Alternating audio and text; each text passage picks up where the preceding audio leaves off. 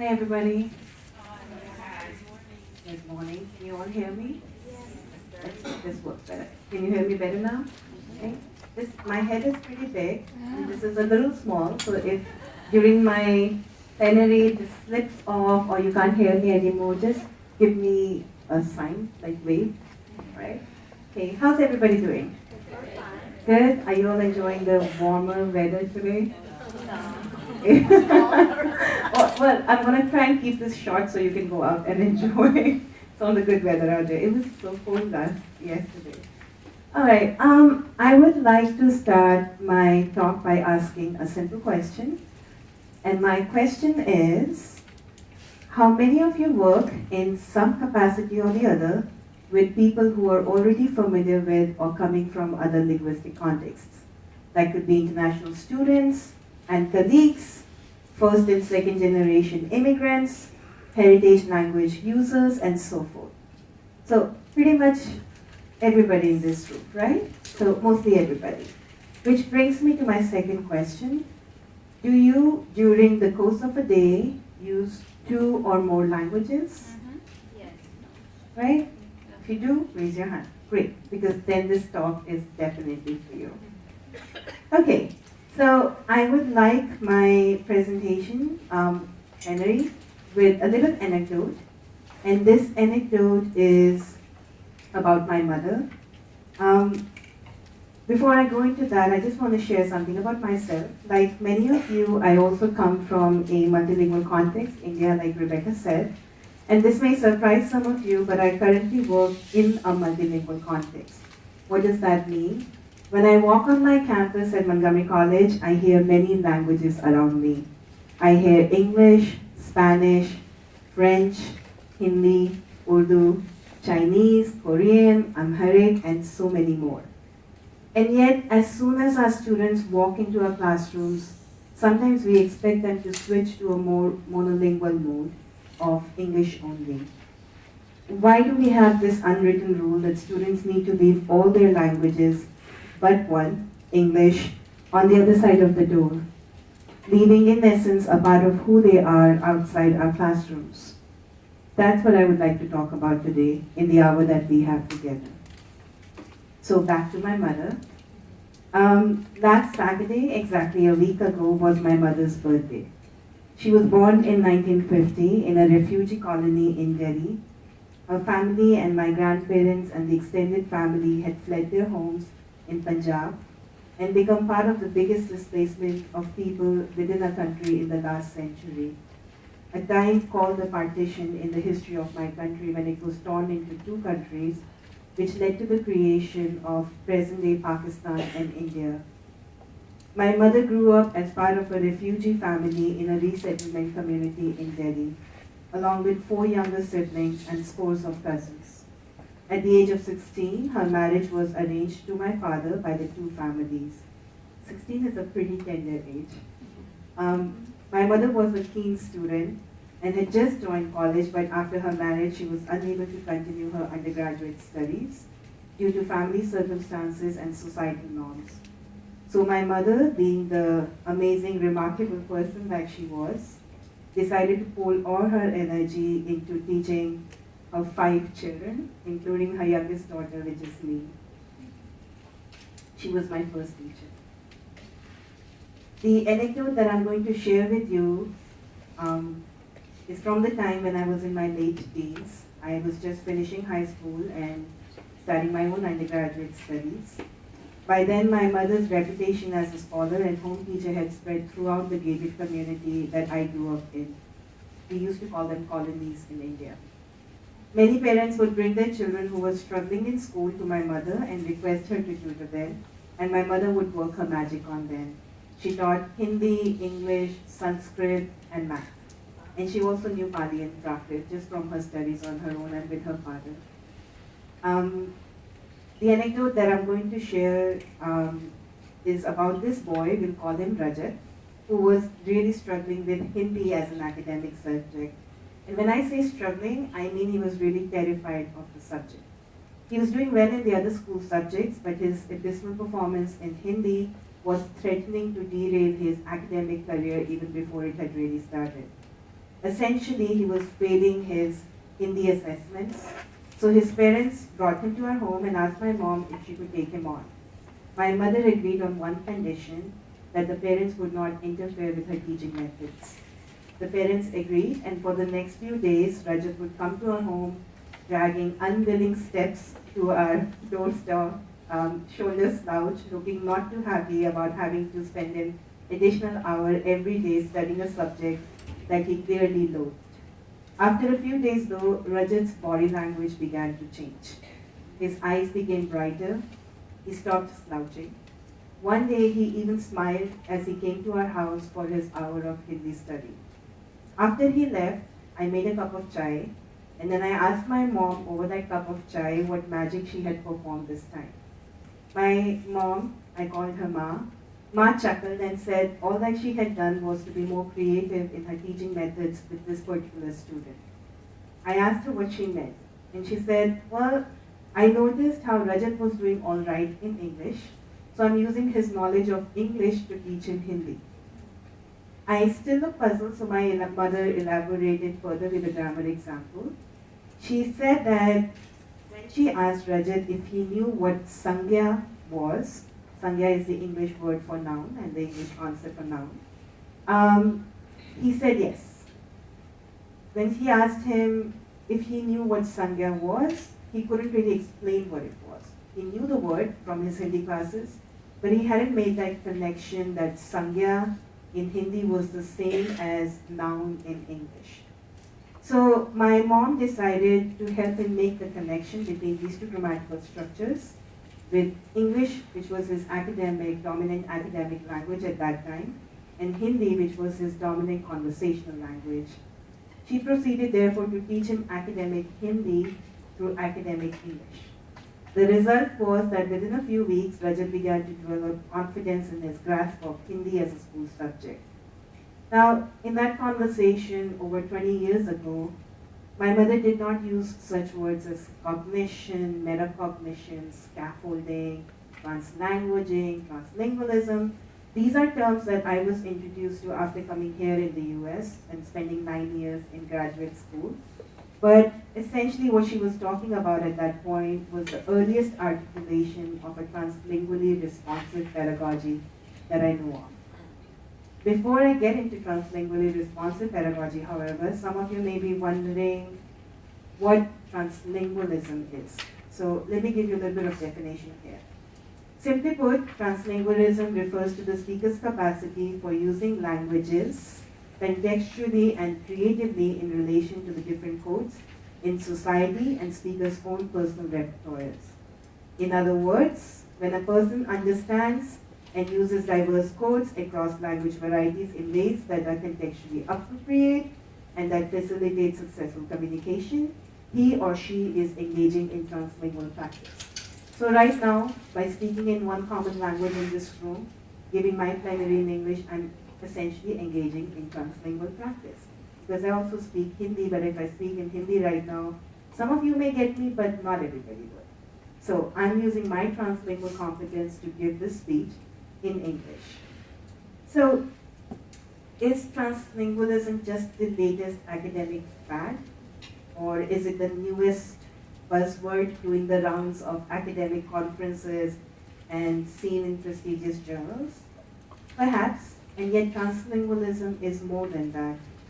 It's a practice that has been around for as long as languages have coexisted and co-evolved. The English language itself is a testament of translingual practices. And what I mean by that is the English language has historically been, it's been a contact language, and it is also, especially these days, a pluricentric language. What does that mean? Let me explain. What does this picture remind you of? Right? And what's the action happening in this picture? Shampooing, right? Do you know where the word shampoo comes from? India. Right. So it comes from this Hindi, and there are other vernacular languages in India which use the same word too. The word comes from champi or champu, which basically means head massage with oils and perfumes and so forth. How about this? If you can't see the picture very clearly, and I apologize for the grading quality, that's Ken Robbins. He's acknowledged to be an American guru. But the word guru comes from the Hindi/Sanskrit word guru from India. My last example. You all recognize this picture? Yes. Right? You said avatar, right? Actually, if you look at the original language this word comes from, it's avatar or avatara, whether depending on which Indian language you're looking at. So you can see English has been a contact language. It's been borrowing words from other languages all the time. It's also a pluricentric language. And what does that mean? I'm referring to the fact that these days there is no one center of English. You have British English, you have American English, Indian English, Nigerian English, Australian English, Kenyan English, and so forth. And also within these so-called centers of English, we have variations from the north. So if we accept that most language varieties exist in contact with other language varieties out in the real world, then we must also accept that users of those languages are regularly engaging in translingual practices.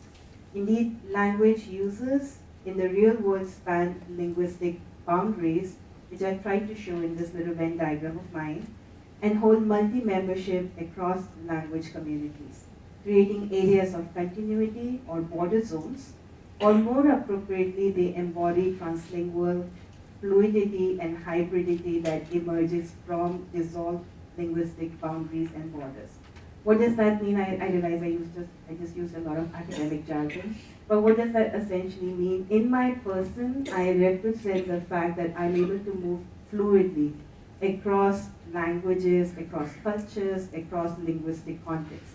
And I'm not the only one. Everybody in this room has that experience. You may not have even thought about that, but you've had that experience of moving across languages, language varieties, and linguistic contexts. So the question then is that if this is the reality of our students, then is it right to ask them to leave these translinguistic competencies outside the classroom door and require them to switch to an English-only monolingual mode as soon as they enter our classrooms? Perhaps what needs to be left outside the classroom door are our own biases and assumptions, not pieces of our students' identities. But is it really possible for us to leave our biases and assumptions out of our teaching? I believe that's where teacher research, teacher education, and teacher professional development can play critical roles.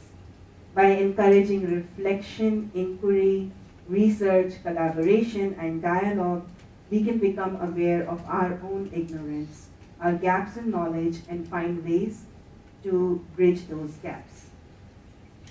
So there are some tenets to translingually responsive pedagogy that I'm still figuring out, but I wanted to share with you the characteristics that I've identified so far for being a translingually responsive pedagogue or a professor or a teacher, depending on which context you're working in. So I'm going to share those basic characteristics, and please work with me. This is work in progress, so it's still taking shape. Even as I share it with other people, I'm still thinking, theorizing, and applying it in practice to see what really works. However, some of these steps that I'm going to list here may be new, and some may not be new at all. For example, know your students. How many of you are already doing this? Raise your hand if you're doing this. And what do I mean? That's wonderful. What do I mean by know your students? Because I cannot emphasize this enough. You see, in order to draw upon our students' translinguistic competences, we first need to know who they are, what languages they use in their daily lives, what their translinguistic histories are, what their transnational experiences may have been, and so forth. And it's not that hard to collect this information. I usually start the semester by giving my students a simple 10-question survey addressing these points. Then I follow it up with classroom conversations where I learn more about the students' backgrounds. Next, I try to integrate that knowledge that I have collected into my pedagogy to design tasks and assignments that provide students further spaces to articulate their histories and present realities, while they learn the target content and skills in the classroom. Also, I always welcome those impromptu conversations that pop up in the course of a classroom. I'm going to share a little bit of that towards the end of this talk. This also helps create a classroom community. The other characteristic that I've identified is, and this might be a little bit controversial, but rethink standard American English only. And I'm emphasizing the only part. Maybe adding other languages and varieties into the classroom is not such a bad idea. So I've heard many of my colleagues say that they love diversity. They love having students from so many different countries and cultures in their classrooms. And yet, while we welcome different cultures into our classrooms, sometimes we draw the line at different languages. After all, English is only one part of our students' translinguistic identities. Then why is it that they're often required to silence the other languages that they possess when they enter our classrooms? Why is it that all languages other than standard English, and I'm here referring to other varieties of English operating here in the US as well, for example, African American Vernacular English, why are they required to make these other varieties invisible and unvoiced in our language classrooms? Our students, especially because we work in that context, are likely already using strategies to navigate across languages and linguistic contexts. Would it not make sense for us to draw upon these skills and facilitate target language learning, even if that target language is standard American academic English? Someone could say, well, we are teaching our students standard English. And I agree, we're certainly doing that, and we need to do that because we want to make sure that our students are well prepared to navigate other, often inequitable, academic and professional linguistic landscapes in near and far future. The student could have an assignment that they need to submit next week, and the assignment has to be in standard American academic English. Or in 2 years from now, when they finish the program and graduate, they'll be interviewing for a job, and they might be required to articulate their experiences in standard American professional English. So I understand the realities in which our students operate. But what I'm proposing is not a novel idea. It's not a new concept. Perhaps it's already being carried out, even here in the US classrooms. And I'm going to show an example that I've shown to many of my students in the past. I love this example. It's from a documentary series by PBS called Do You Speak American? Okay? So this is about a little game of Jeopardy played in this classroom.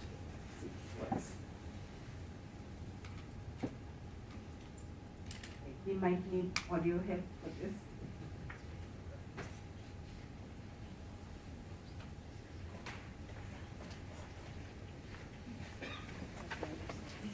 It's mute.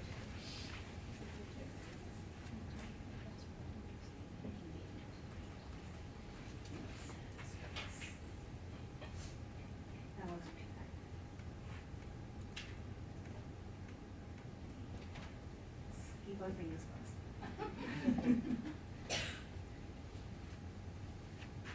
To be, in effect, bilingual. PS 100 in Watts is one of 60 schools using an experimental program called Academic English Mastery. I need all groups to pay attention. Cloyd, I need your focus now. And Gerardo. Daniel Russell uses a game of Jeopardy to teach his grade 5 class how to translate their home language into mainstream American. Okay, here we go. My grandpa cooked dinner every night. Our person singular. My grandpa cooks dinner every night. Which linguistic feature is not in mainstream American English? Third person singular. Yes. And Marisol, how do you code switch this into mainstream American English? My grandpa cooks dinner every night. You just got 500 more points. He's funny. Hey, Ariel, what's the answer? He is funny. He is funny? Excellent translation. Here we go. We don't have nothing to do. Okay, quiet please. We don't have nothing. Oh, sorry. That is not. Oh, wait, that's not American English. So you're at minus 400. So let me roll. Let's see which team will have an opportunity to get it. I might roll you guys again. 1, 2.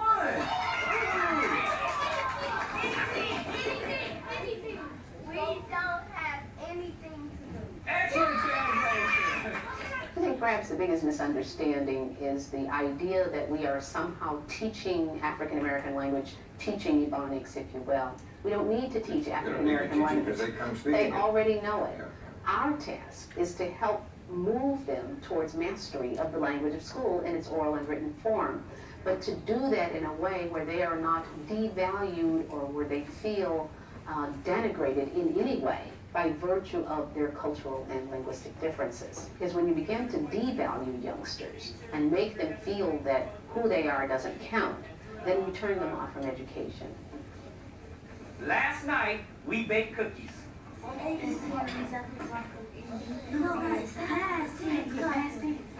Are you ready?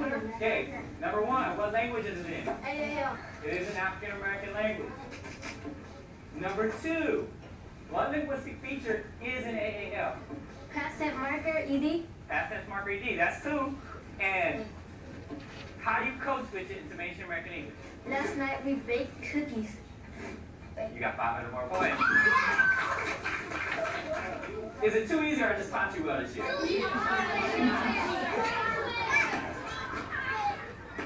Students in the program show significant gains in written English. Those behind it believe that unless more teachers treat home language as sympathetically, they'll condemn more generations to school failure. Language remains a formidable frontier in the legacy of slavery.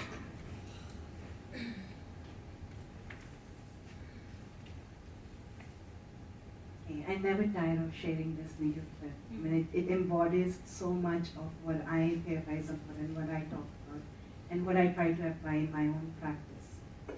So if you notice, the students were being taught how to bring their home languages in a legitimate way into the classroom conversation through this simple game of Jeopardy, right?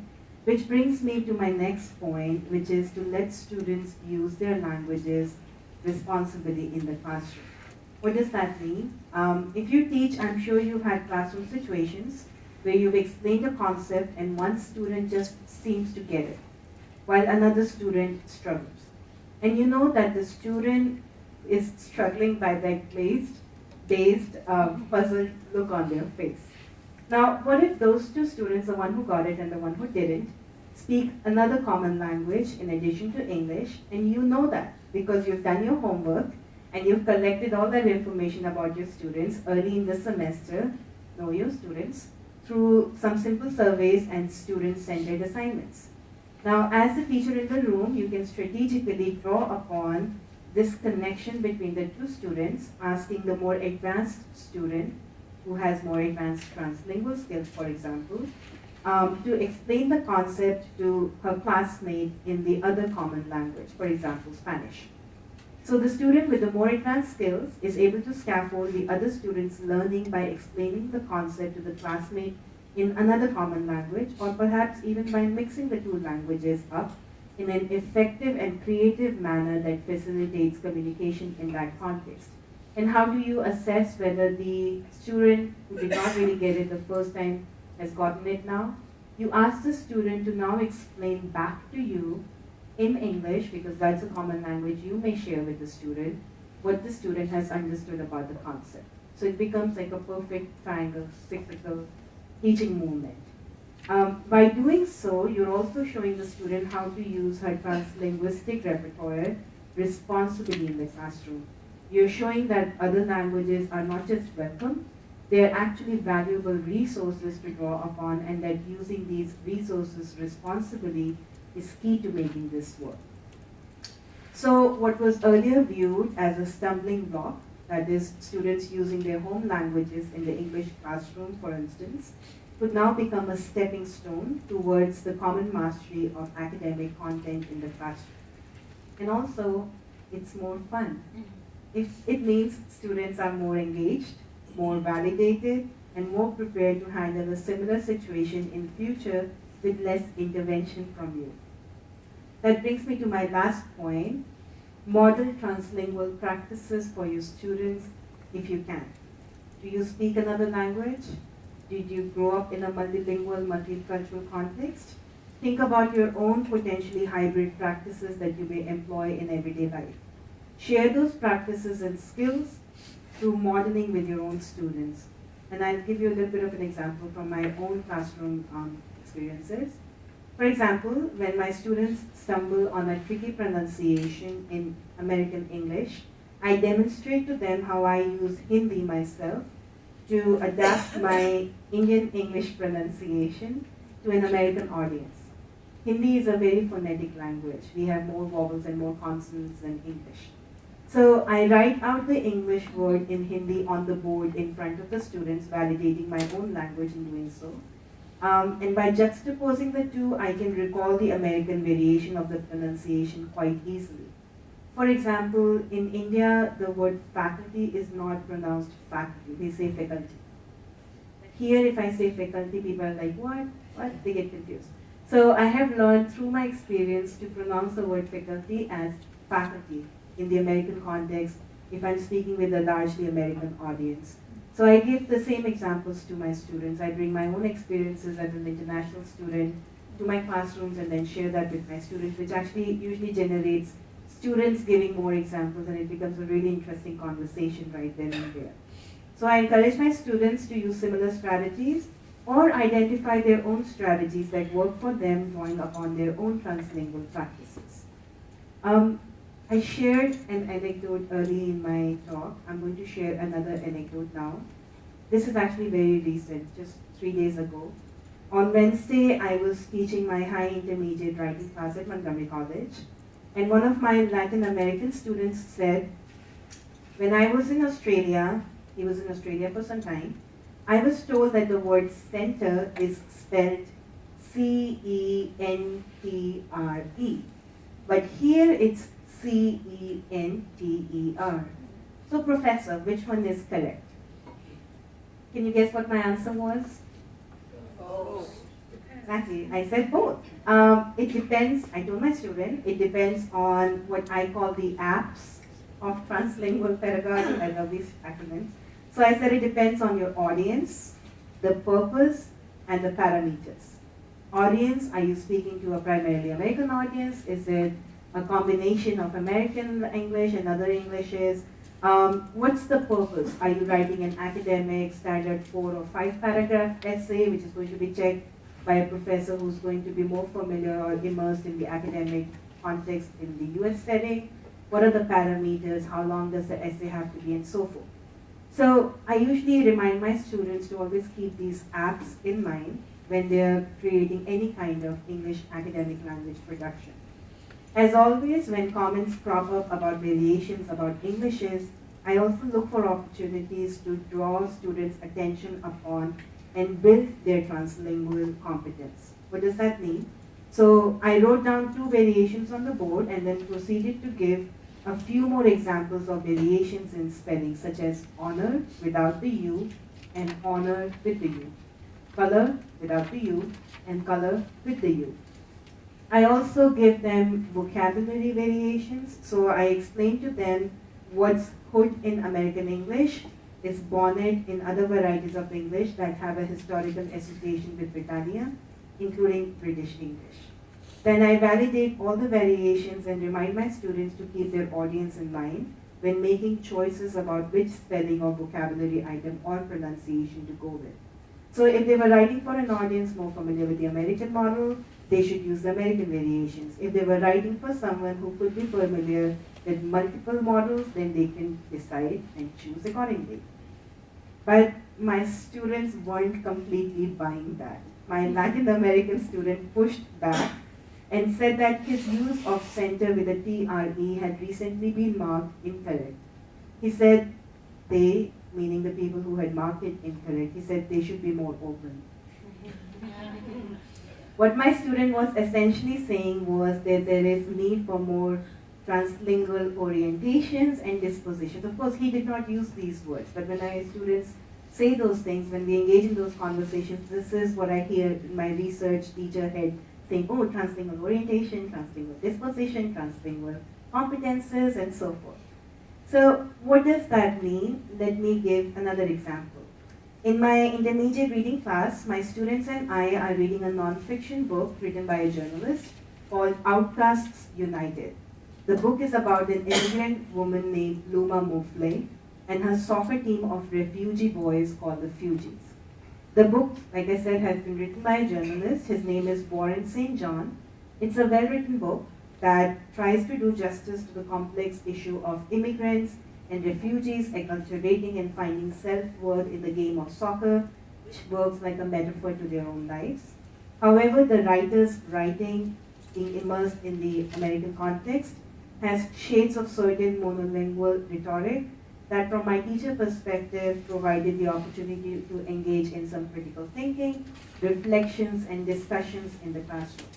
So I posted on Blackboard, we use that Blackboard slide for online discussions which then feed into classroom discussions. I posted the following prompts from 2 chapters of the book. Students had to read the prompts, scan the chapters, and post their responses and reflections, which would in turn inform an in-classroom discussion.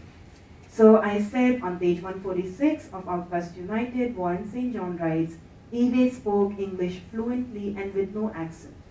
In addition, in the first full paragraph of the same page, the writer describes Alexis' English accent as thick and Benvenu's English accent being less pronounced than Alexis. So, first question, do you agree that there is such a thing as speaking a language with no accent? In other words, is it possible to speak English without an accent? Why or why not? What do you think Warren St. John really means when he uses the expressions no accent, thick accent, and less pronounced accent? Do you agree that accents can be thick or less pronounced? Why or why not? Then final question, and as an English speaker, do you think accent matters? For instance, would you want to replace your existing accent with an American accent? Why or why not? Let me just give a little bit of background information here. All my students in my classrooms are either generation 1.5, immigrants, recent or have been here for a long time, or international students. So all the Englishes that operate in the classroom are variations of global Englishes. So you may hear a little bit of an American accent or American pronunciation, but it's really a representation of English as it's used all over the world. So I thought this would be a pertinent question. One particular student's response shows her translingual disposition, translingual awareness, as well as her translingual competence. So what did she say? She wrote, I don't think it's possible to speak English without an accent. People speak according to where they come from. We have different kinds of English. There's American English, British English, and more other English.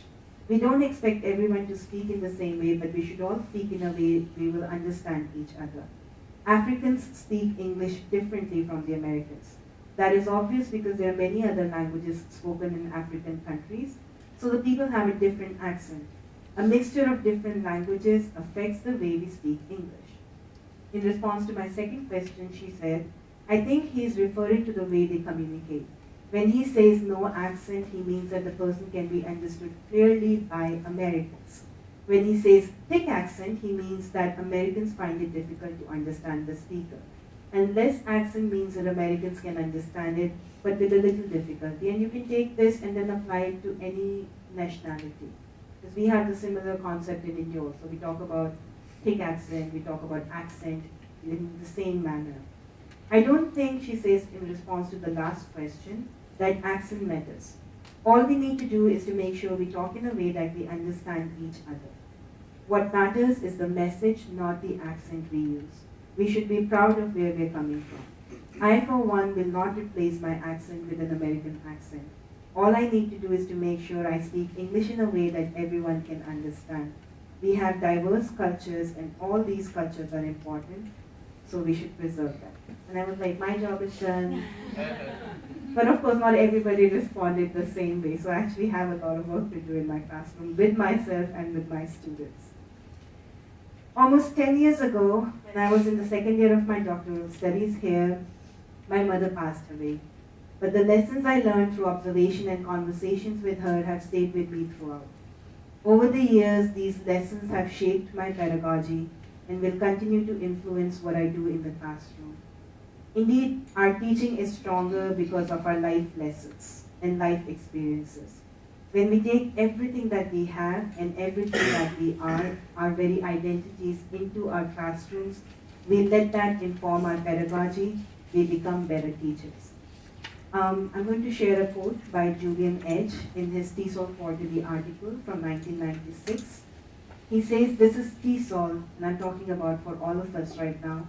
"This is TESOL as the form in which I shall express who I am in this life, in the sense and to the extent that we do seek to find and express ourselves in the craft, trade, profession, or other form of employment that takes up so many of our waking hours. We are whole people who teach. And because we are people who teach, indivisible the person from the teacher, our actions in teaching arise from the same sources as our actions and express deeply held values." So, if we as teachers accept that we are whole people who teach, how can we not extend the same courtesy to our students? Why would we want to deny them the same kind of validation for all the pieces of their identity that make them whole? To borrow Julian Edge's words, our students are whole people who learn. Their person is indivisible from the student. They are not tabula rasa or blank slates when they enter our campuses and our classrooms. Their learning arises from the same sources as their other actions, identities, and deeply held beliefs. Why then shouldn't we let our students bring all their linguistic resources, histories, and practices into the classroom? Why shouldn't we all practice a more translingually responsive pedagogy? I end this talk with one final thought, and I'm thinking about my student from 3 days ago. Our lives and the lives of our students are not easy. These are not easy times.